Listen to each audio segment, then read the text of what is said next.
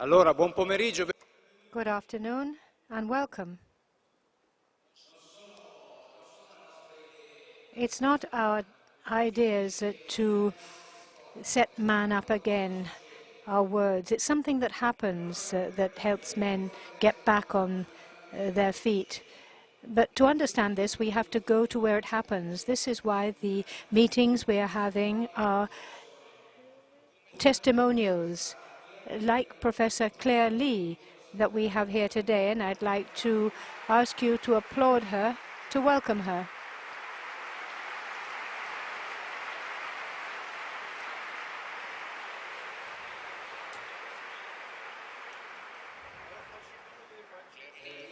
Claire Lee teaches Buddhism at the Institute of Theology and Science of Religions at Marseille. She is Cambodian. She was born a Buddhist. She was a teacher of philosophy in her country, and she lived a fairly normal life until what happened in Cambodia, as we all know, the tragedy of the Khmer Red, the Red Khmer and Pol Pot, the massacres, the numbers, the facts, the number of people who were killed show an ideological folly. There are numbers and facts that also we will see in her account. There are numbers, events, facts that we have to come to grips with to really understand what our friend Claire went through, because she was deported by the regime.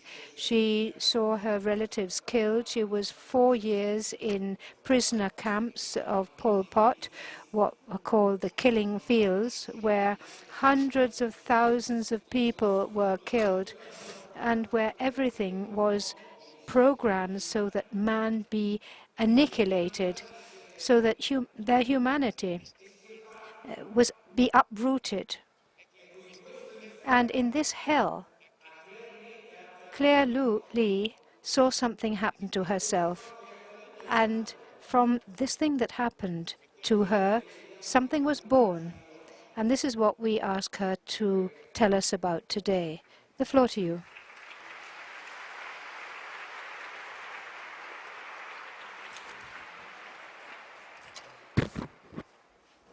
Bonjour. Good morning. I would like to talk about our subject, which is the wisdom of Buddha, from the wisdom of Buddha to the wonderful love of Christ. First of all, I'd like to say hello, according to the Khmer tradition, which, in other words, in most Asian countries, when you meet another person, you put your two hands together, as you see on the photograph here. The two hands put together symbolically represent a flower. When you say good morning with the two hands together, it's almost as if you offer a flower. And it's not any flower. It's the lotus flower, which is the sacred flower of Buddhism. Because my original life was as a Buddhist to the extent of 95%. Now, from the wisdom of Buddha to the crazy love of Jesus, I was a Buddhist, and I received the sacrament of the baptism in the church, Catholic Church of France, at the age of 36. My journey of conversion involved the tragedy of the Khmer Rouge, which touched my and hit my original country of native country between 1975 and 1979. Dear friends, I'd like to invite you to take a spiritual journey with me.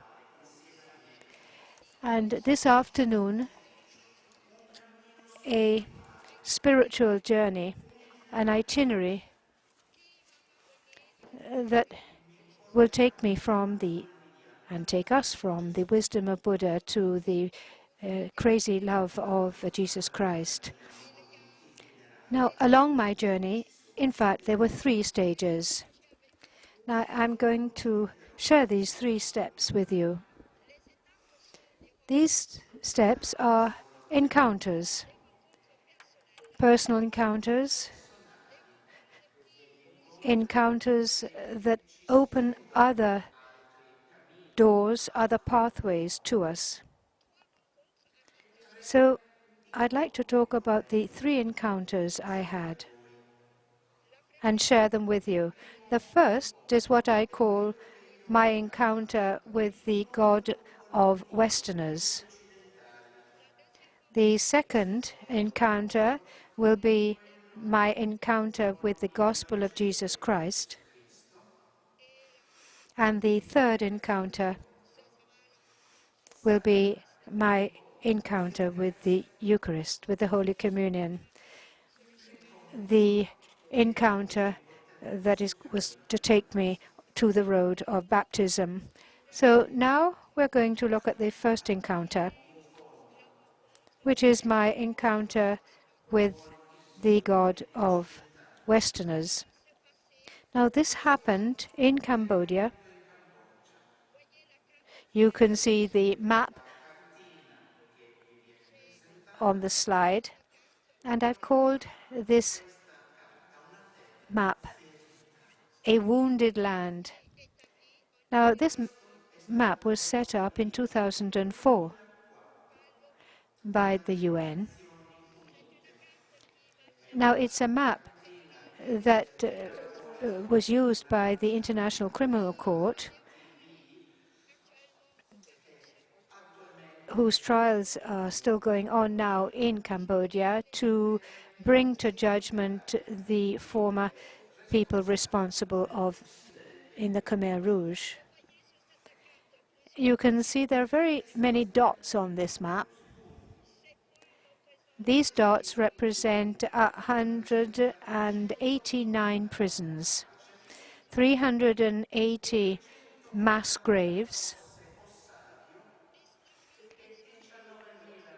and 19,403 common graves. And here, the UN has made a distinction between the mass graves and so-called common graves. And what the United Nations calls a mass grave is a place where the Khmer Rouge took people,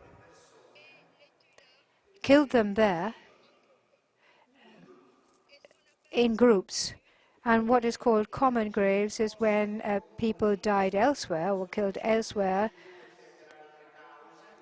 and also of for other reasons, because of hunger, because of disease, or because they were killed, and there was no time to bury them. They were all taken to a common grave. Now, the men of my family, my husband, my father, my brothers, were killed here, where you see the red arrow with 300 notables of my town of origin. So this is my story, what happened to me, and the history, what happened to my country. And Pol Pot, who was the head of the Khmer Rouge,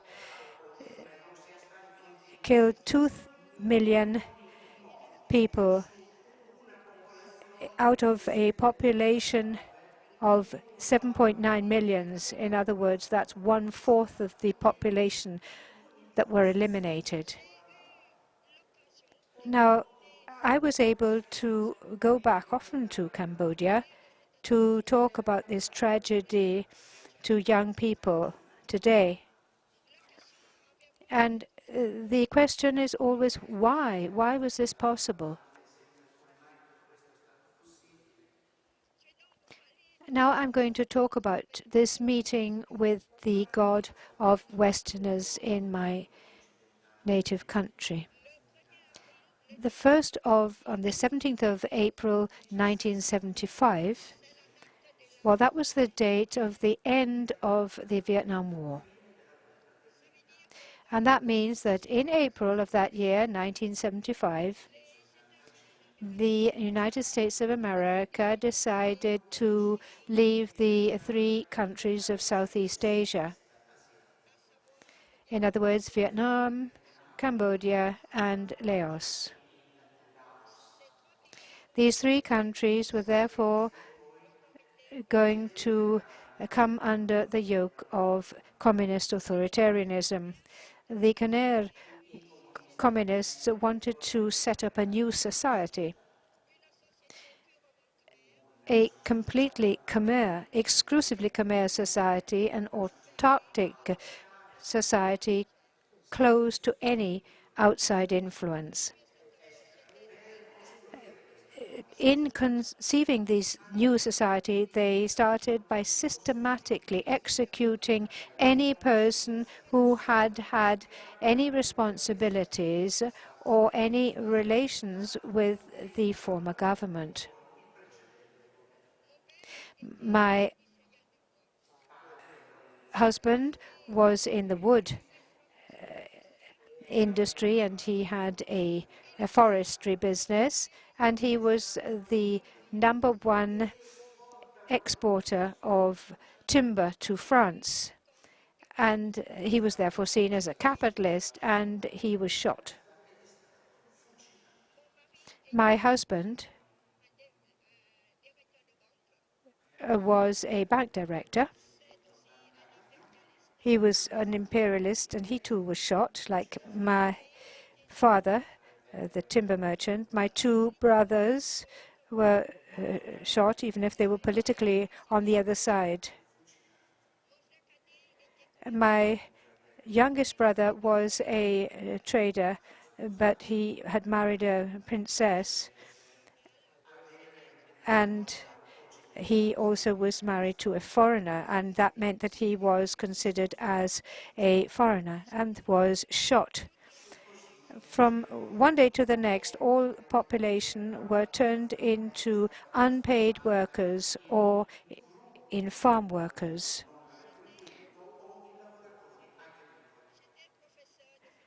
I was a philosophy teacher. I was the technical director of the School of Translation for manuscripts from French into Cambodian, because Cambodia had been a French protectorate for a century odd. So I was a director of technical aspects and a philosophical teacher, and I had undergone a good education, and therefore I was considered as impure and therefore to be reformed. And so I was sent to the so-called purification camps, which entailed forced labor. I had a 3-year-old son with me, and I was 2 months pregnant. Cambodia, my country of origin, became a testing ground for a murderous ideology. The life in the re-education camp was very difficult. Here I am before absolute, total violence. Violence that was part of the state regime. I was there faced with evil itself, and each and every one of us, when we come face to face with evil, have only one drive, whether one be French, Italian, or Cambodian. We have just one question that we ask ourselves when we come face to face with evil. And that question is simply, why me? Why me? What have I done? In the Buddhist tradition, we try to answer this question, this existential question of man, by what Buddhists call the law of karma. Now, the karma law is the law of the redistribution of acts.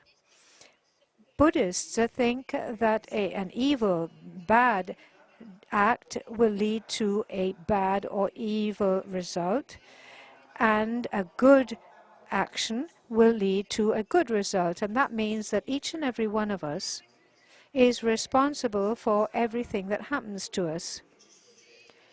If we are happy today, it's because we are reaping the positive results and effects of our previous good action.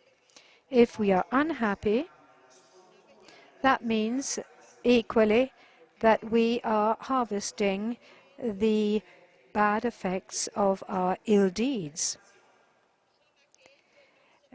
One should remark that in this karma law, there is a great sense of responsibility of each human being. 1975, before this absolute evil, I found myself, therefore, face to face with my weakness as a woman. It was simply a feminine weakness that didn't allow me to say that my loved ones, my husband, my father, my brothers who had been shot, that these people had had what they deserved according to the law of the karma. That was beyond the strength of the Buddhist that I was. Therefore, I, as a Buddhist, refused and rejected the law of the karma, saying, no, they were not responsible for all that, and I am not responsible. And when you reject the law of the karma, our suffering becomes a suffering which makes no sense. The Buddhist that I was, therefore, slipped into the three bad sentiments according to the Buddhist tradition. And that is, these three bad sentiments are hate, anger, revolt. Now, the Buddhists call this the three poisons of life. Well, how can one get out of and go beyond these evil thoughts? The Buddhist that I was, therefore, tried to build, according to the Buddhist teaching, what we call a mental object or mental objective. According to the Buddhist tradition, when one finds oneself weak, when one is unable to be serene before evil, one has to build a mental object or aim and try to put all the evil into this. This object doesn't exist. It's we who build this mental object in our mind. And it's what modern psychology, in fact, calls the scapegoat. Because when you're angry, you are going to hit the door, kick the door. The door is not responsible, of course, but you kicking the door helps to assuage you. So the Buddhist, therefore, is going to create this mental object or objective, this scapegoat. And I had the genius idea of giving him a name. And I called this the God of the Westerners. Why was it the God of the Westerners? Because in 1975, I thought that the West was responsible. All the wars that took place in poor countries are more or less exported wars on the part of the rich countries. And also because of the ideology of the communists. Now, I was a philosophy teacher, and I knew that communism comes from Marxism. And Marxism was not born in Asia. Marxism arose in the Judeo-Christian tradition, and therefore the God of Westerners was, for me, a marvelous scapegoat. For 2 years, I passed my time insulting him and assailing him day and night. I made him responsible for my suffering. And for 1975 to 1977, for 2 years, despite privations of all kinds, and despite me delivering a baby without any drugs and without a obstetrician, but a woman who delivers if she doesn't have problems, doesn't need anybody, and I was able to deliver without problems. But despite all these privations, I never fell ill. I worked so well for the communists that in 1977, the communist called me and nominated a first force of the revolution. And as being acknowledged as this, that means you can leave at any time on any day. And it's very important and very interesting to be a prime force of the revolution, because in fact you can have 2 rations instead of 1 bowl of rice. You have 2. And that award allowed me to help my children to survive. In 1977, one day, I was proud that I had survived. This is a photograph of the rice paddy where I was, and therefore this was the first time that I had not, in fact, insulted the God of Westerners. And I said to him, "You see, I'm a strong woman." I said to the God of Westerners, "You should applaud me, praise me." But he didn't.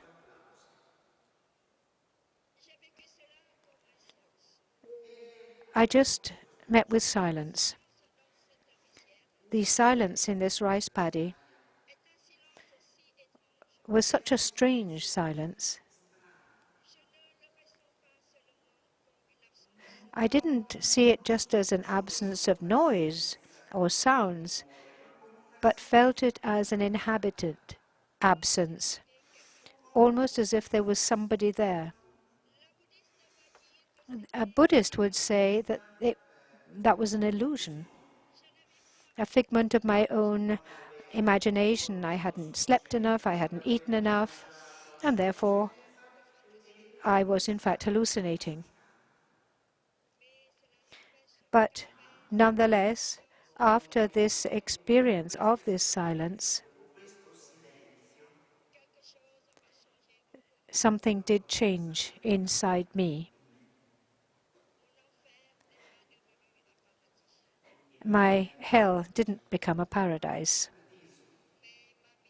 but my life was to take a new turn. I, in fact, was to become aware that I was not alone to suffer this hell. In 2 years, from 1975 to 77, I thought that there was just my family that had been killed, that it was just I who had been subjected to this violence.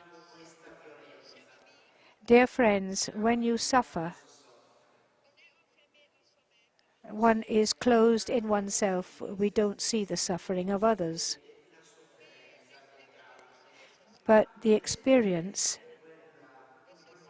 of this silence made me capable of understanding the suffering of others. And I realized that it was not just my own relatives that had been shot, but that there were 2 million people who had been killed in my native country.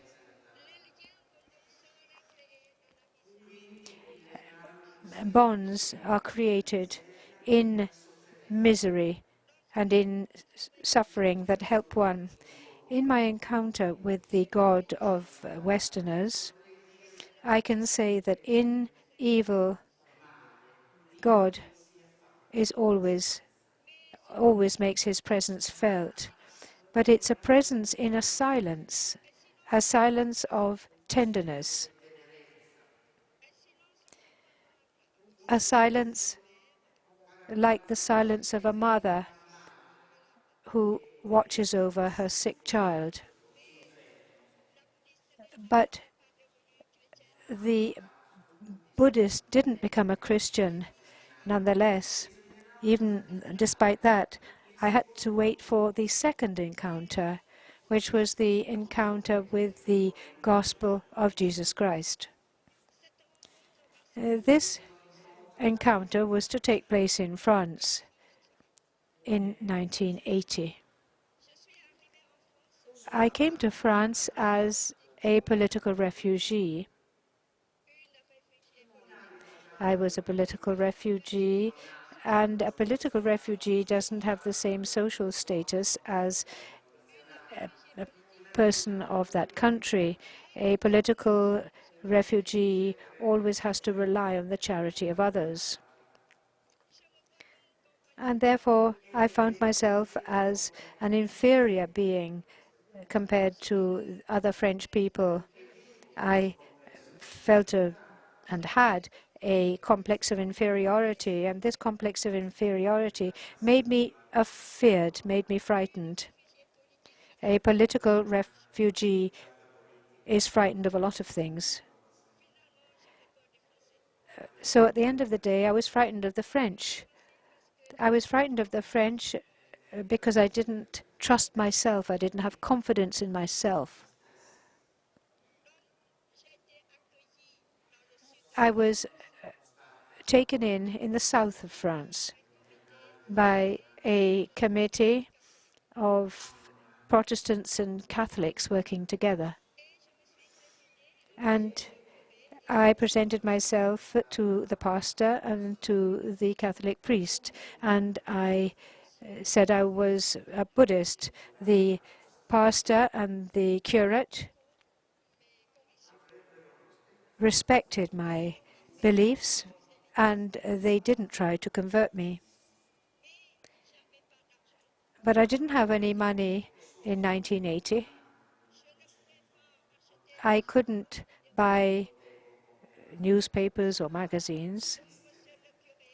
And so the curate brought me what he called the books of his church. In other words, the bulletins and the newspapers that he couldn't sell. But the curate then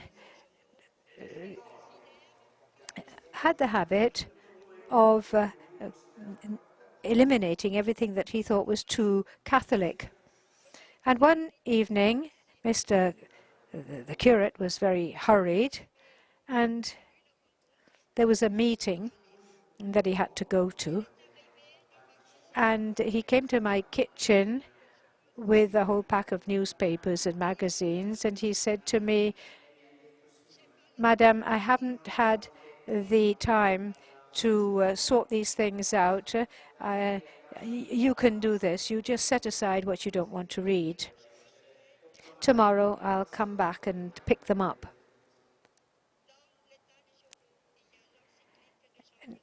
in the newspaper, there was the encyclical letter of John Paul II on mercy. The Buddhist that I was at that point read John Paul's encyclica because I wanted to understand and find out about the faith of those who had taken me in. The reading of John Paul's encyclical awakened in me an intellectual curiosity, and I really wanted to look into and document myself on John Paul. Now, you have to be able to do this, to look at his book of reference, the Gospel. So I asked for the Gospel of the curate, Mr. André, and if you saw his face when I asked this, he was really astounded when me, a Buddhist, asked to read the Gospel. So he replied to me that in France, the Gospel, in fact, can't be read just like that. You have to have some preparatory work before that. And I asked the curate to give me all the documentation which would allow me to prepare to be able to read the Gospel, but that he didn't forget to bring me the Gospel. But what I didn't tell the curate is that, in fact, I didn't read that preparatory work or those preparatory works. I read the Gospel directly.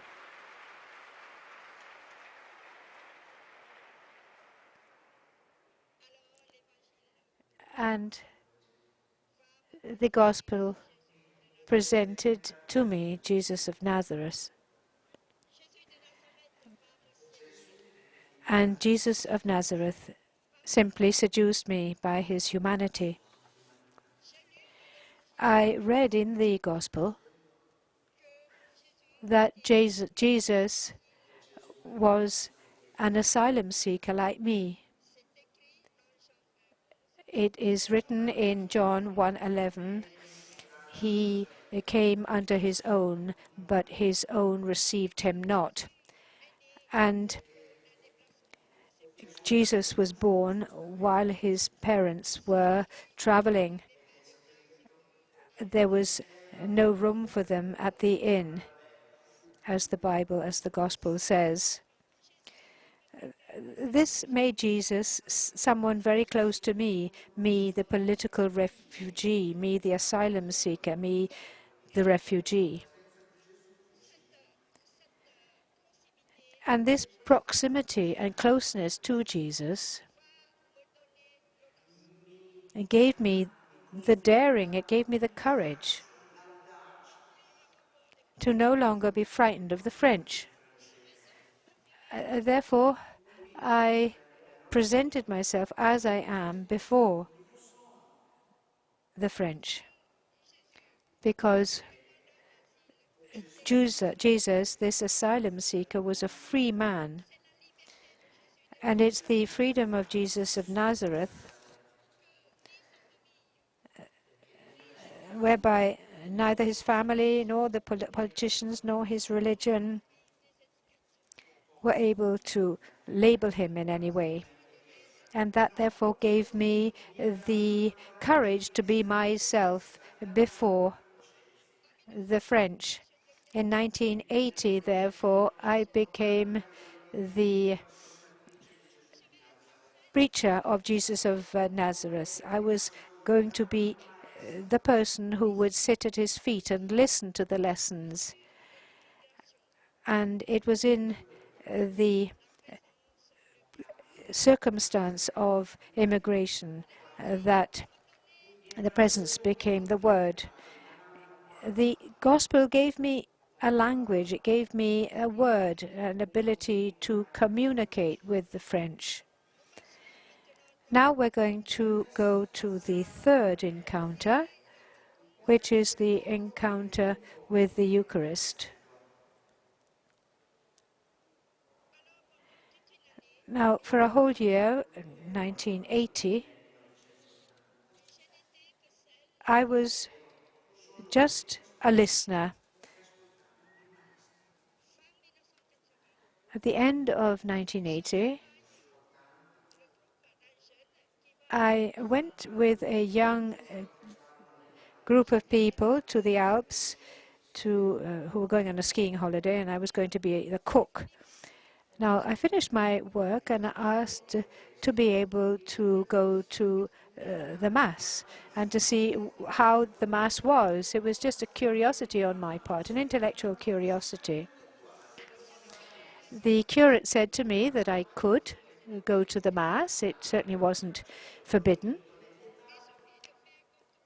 And I started doing what everybody else did. But when people received the body of Christ, I couldn't go because I wasn't Christian. Now, going into a church for the first time means that I knew nothing about the Mass. And the first thing that I remarked was that what the Christians do during the Mass is they stand up, they sit down, they stand up, they sit down. And therefore, I just followed their movements, standing up, sitting down. But at the time of the consecration, when the priest lifted up the host, I looked at my neighbors, and I saw that they were looking towards the host, and therefore I did as they did. I looked towards the host, and at that moment, I received what can be called an appeal and a plea, saying, I've been with you a long time, but you haven't wanted to recognize me. It was almost as if I was being asked to recognize this master that I call Jesus of Nazareth. Now, during that Mass, I listened to a very beautiful liturgy. The priests and the congregation allowed me to have a very moving experience.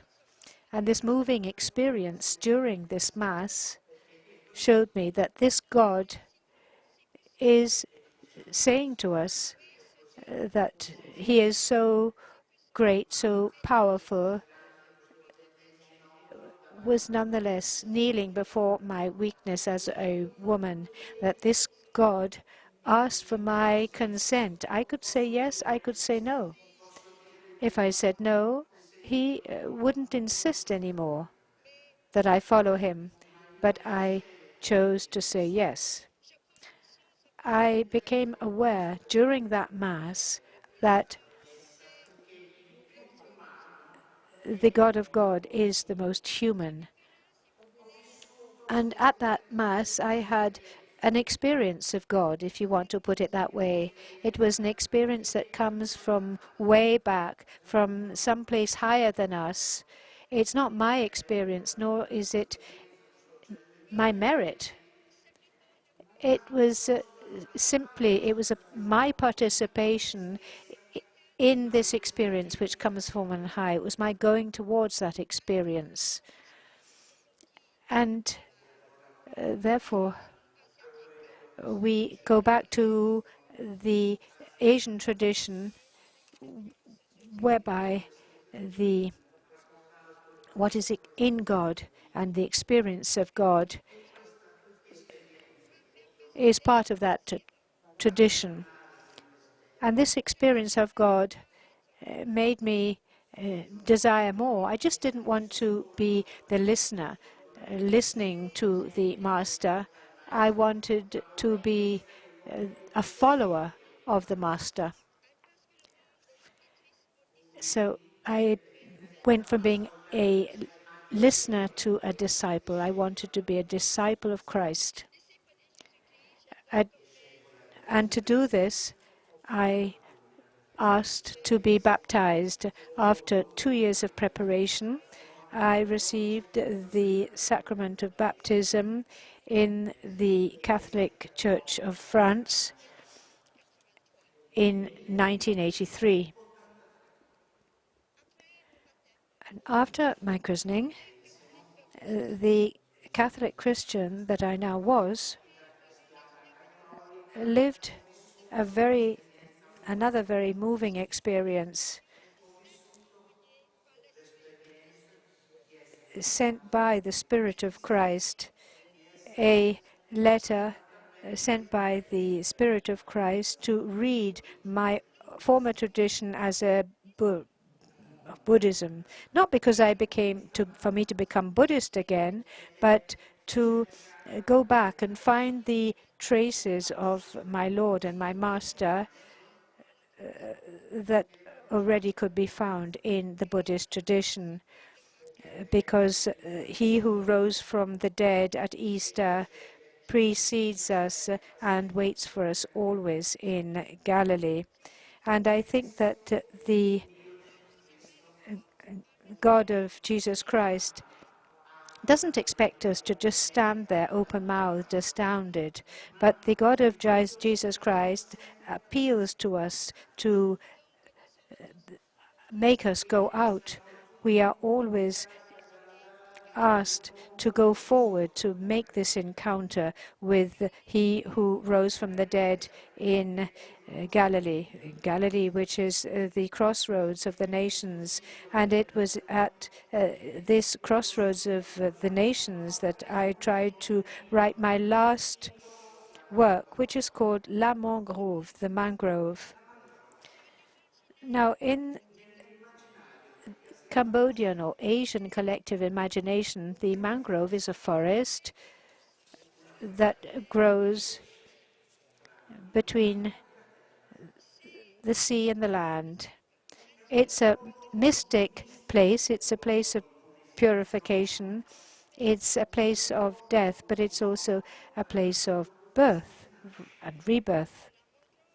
The mangrove is a forest on the seashore. It's at the interface between sea and land. It has developed and is the result of the mixing of two types of water, sea and fresh water. Immigrants like me, we also live at the frontier between two cultures. And I'm mixed up, as it were, and a mixture of the French culture, and partly of the Khmer culture. Living at the frontier of cultures is no easy feat. It's very difficult. If you like, it's a spiritual experience of some note.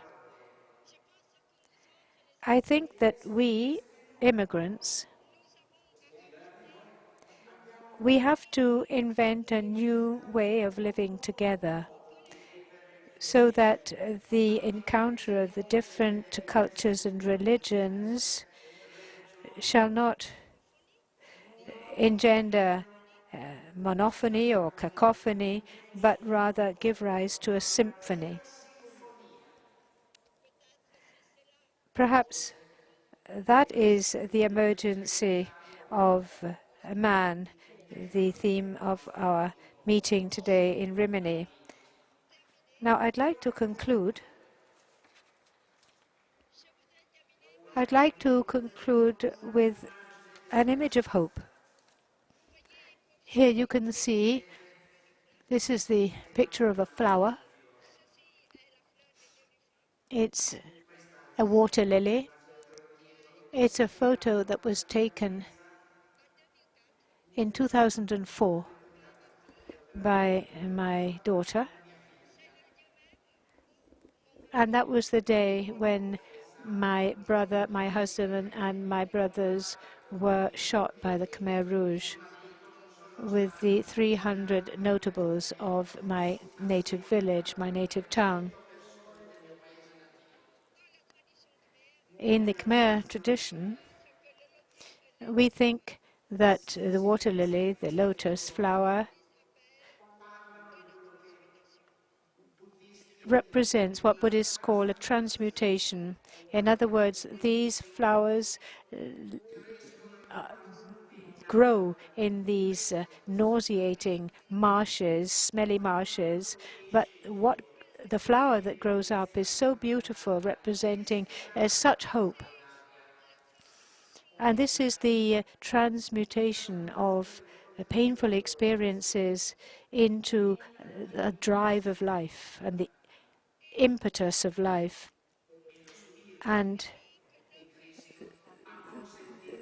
Jesus Christ has allowed for two spiritual traditions to come together and meet, in my experience as a woman, and to meet in a dialogue based on friendship, a dialogue based on mutual respect. And this dialogue is also a very deep-seated appeal so that men can develop and conceive of a new humanity. And allow me, therefore, to put up a picture of the cross of the Church of Wattambon, my native town. Here you can see the man who rose from the dead, who gave himself for us. And this man who rose from the dead is telling us not to be frightened. And we Asians don't like nude figures, so we put Jesus Christ up there with a pair of trousers. And the person who rose from the dead, the man who rose from the dead, of course, has his wounds, the wounds like the Cambodian, the Khmer people, that is forever wounded by what the Khmer Rouge did. The disciples of Jesus Christ today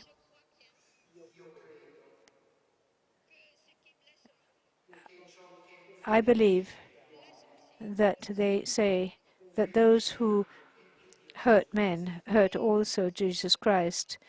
And that is why, together, dear friends, we have to turn towards this man who rose from the dead and recite our hope that there can be a humanity where everyone will take care of their fellow man and their brother. This is the hope, a hope that we have that was instilled upon us and in us by he who rose from the dead. It's only a dream, true, but if we dream together, certainly it will become a reality one day. So I invite you to dream with me that we will have this reconciled humanity in which everyone will take care of his fellow man. Thank you for your attention.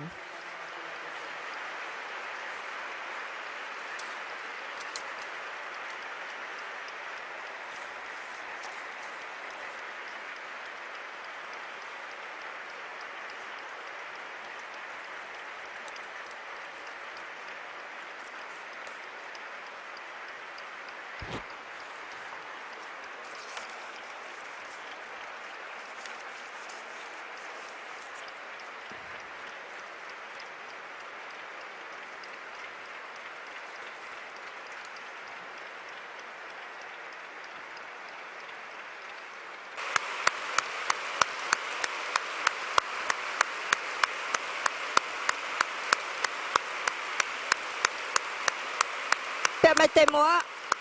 Allow me. Dear friends, allow me to dedicate this applause to Jesus Christ the Lord.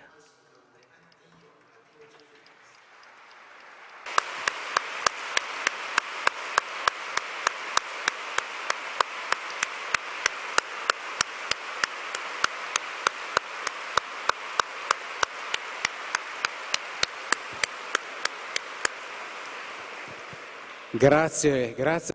Thank you Professor Claire Lee, because it's true, applauding this story, what she has told us, we applaud what accomplished this, the mystery. It's quite astounding to hear this story. It's a sign that our heart is and can be changed. In an extermination camp, the heart of a person cries out, and when that person realizes that the silence is inhabited, that person starts to blossom again, that man starts to develop again, and the more he discovers this mystery, the face of that faith, as Claire described in this wonderful story, the more that this God is discovered. First of all, he's mysterious, and then he becomes less and less so. The more that person discovers himself, the I blossoms, encountering the mystery, understanding the mystery. The I of that person is reborn, and is reborn being himself, taking with him his history, his tradition, his culture. What is there? It flowers, blossoms. What is human blossoms. And in reblossoming, he can build again. And one of the first things that he rebuilds are bridges. Bridges, in other words, expanding this reflourishing so that it touches other people, as Professor Lee mentioned in the last bit of her presentation.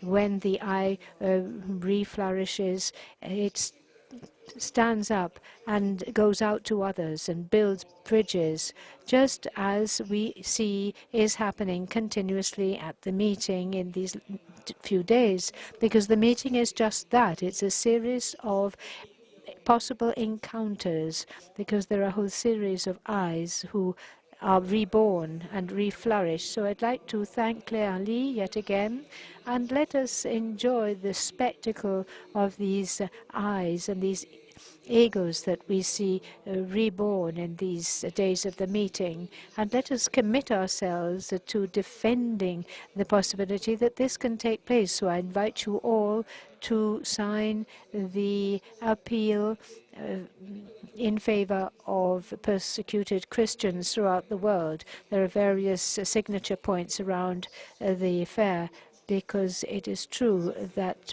by taking in God, we take also in ourselves and others. Thank you.